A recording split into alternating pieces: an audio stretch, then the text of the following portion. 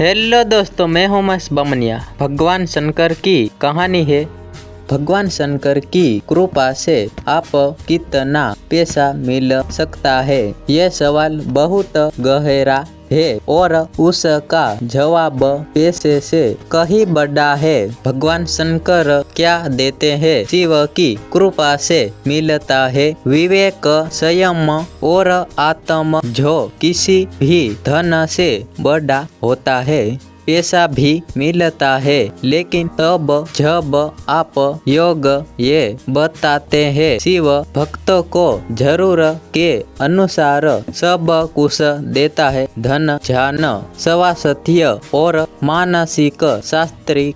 शिव की कृपा से पैसा कब आता है? जवाब, आप बच्चे मन से उनका भजन करते हैं। जवाब, आप अपने कामों में अच्छाई और मेहनत रखते हैं। जब आप दूसरों का भला करते हैं। भगवान शंकर भोलेनाथ है।